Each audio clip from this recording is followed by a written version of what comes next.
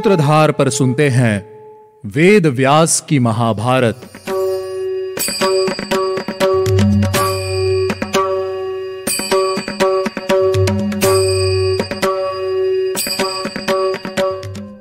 आप सुन रहे हैं सूत्रधार प्रस्तुति व्यास जी द्वारा रचित महाभारत और मैं हूं आपके साथ आपकी सूत्रधार मान्या शर्मा।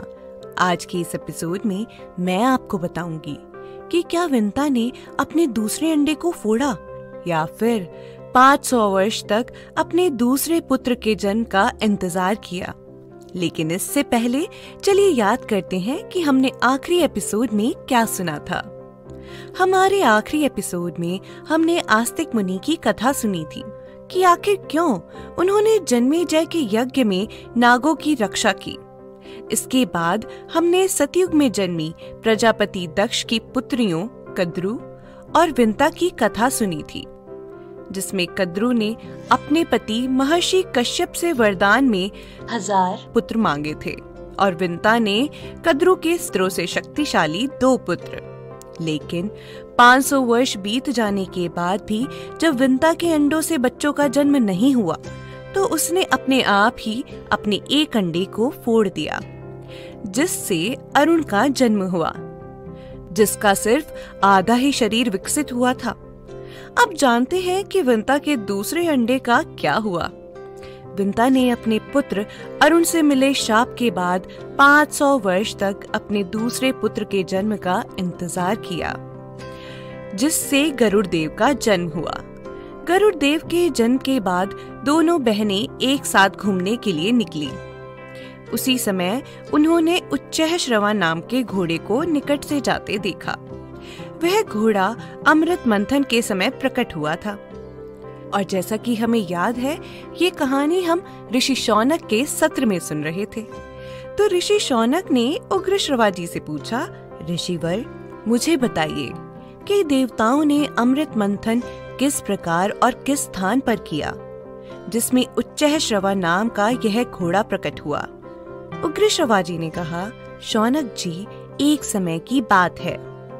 मेरु नाम से प्रसिद्ध एक पर्वत था जो अपनी ही रोशनी से सूर्य के समान चमकता था। सोने के समान चमकने वाले उस पर्वत पर देवता और गंधर्व निवास करते थे। उस पर्वत पर हर ओर भयंकर सांप भरे हुए थे। वह पर्वत अपनी ऊंचाइयों से सर्वलोक घेर कर खड़ा था। एक आम इंसान के लिए उस जगह की कल्पना करना भी असंभव है। जिन मनुष्यों में पाप की मात्रा ज्यादा होती है, ऐसे मनुष्य वहाँ पैर भी नहीं रख सकते। वहाँ बहुत सी नदियाँ, सुंदर वृक्ष और मन मोहने वाले पक्षी रहा करते हैं। एक दिन सभी देवता मेरु गिरी के शिखर पर बैठ गए और अमृत कैसे पाया जाए इस बात पर विचार करने लगे। सभी देवताओं ने ध्यान लगाकर भगवान नारायण और ब्रह्मा जी से अमृत मंथन करने का मार्ग पूछा, जिसके बाद उन्होंने सारे देवताओं और असुरों को मिलाकर महासागर का मंथन करने के लिए कहा और इसी के साथ शुरू हुआ समुद्र मंथन। सबसे पहले सभी देवताओं ने मिलकर मंदराचल नाम के पर्वत को उखाड़ने का निश्चय किया। वह पर्वत श्वेत बादलों के समान दिखने वाला, आसमान को छूने वाला था। उस पर्वत पर किन्नर, अप्सराएं और देवता निवास करते थे। जब देवतागण उस पर्वत को उखाड़ न सके तो उन्होंने विष्णु जी और ब्रह्मा जी से उनकी सहायता करने के लिए कहा।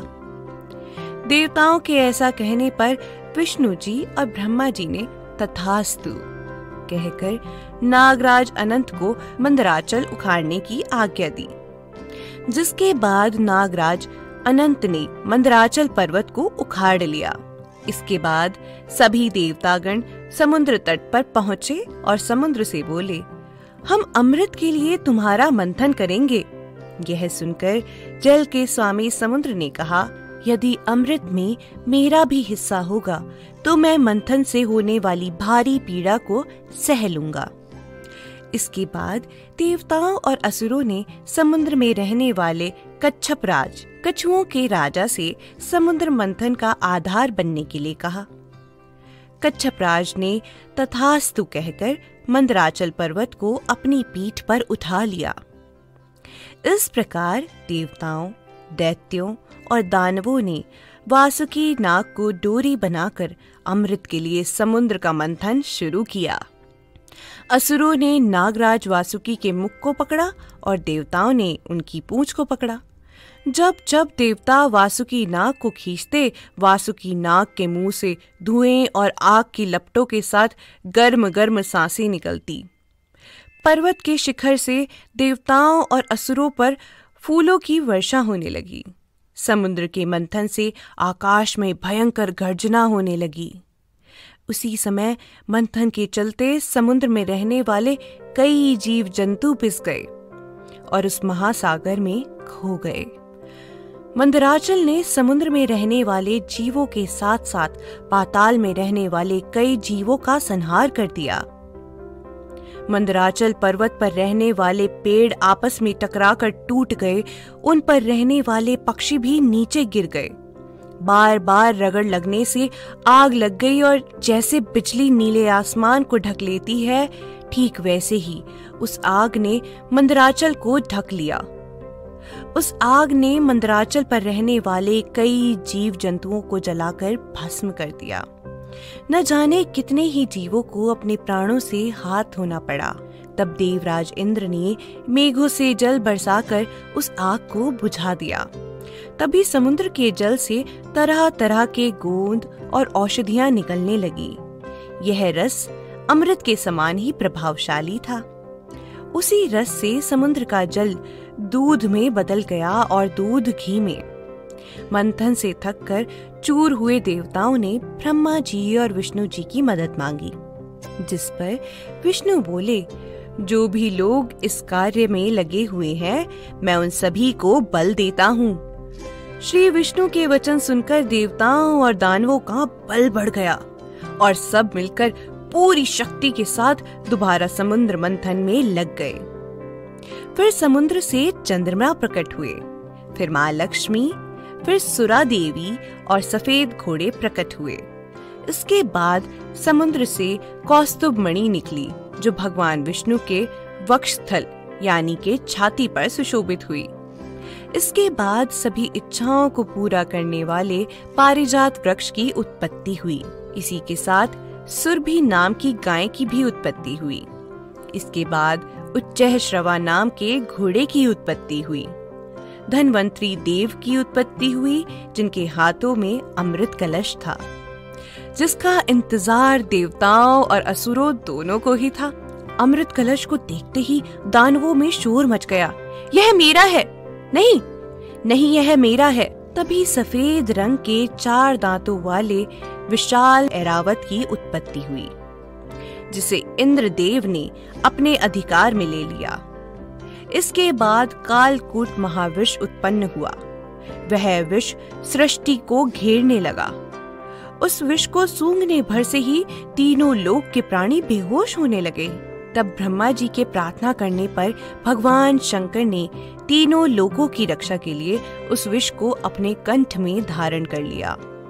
तभी से महादेव नीलकंठ के नाम से प्रसिद्ध हुए।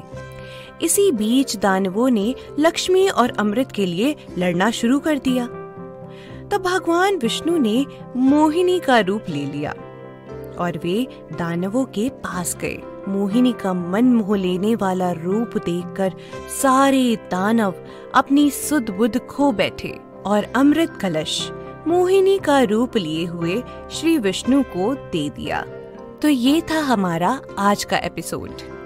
अगले एपिसोड में जानेंगे कि क्या दानवों को अमृत पीने का मौका मिलेगा या फिर मोहिनी का रूप लिए हुए श्री विष्णु सारा अमृत देवताओं को दे देंगे। ये जानने के लिए आपको सुनना होगा हमारा अगला एपिसोड। अगर आप पारिजात वृक्ष की कथा और डिटेल में सुनना चाहते हैं तो ये कहानी आपको सिर्फ हमारी सूत्रधार ऐप पर ही मिलेगी। चलिए मिलते हैं आपसे अगले एपिसोड में। तब तक के लिए आप हमारी सूत्रधार ऐप का आनंद लीजिए और हमारे वेदों से जुड़ी कहानियों को घर बैठे अपने मोबाइल फोन पर देखते और सुनते रहिए। अगर आपको हमारा ये एपिसोड पसंद आया हो तो इसे डाउनलोड कीजिए, रेट कीजिए और ज्यादा से ज्यादा शेयर कीजिए।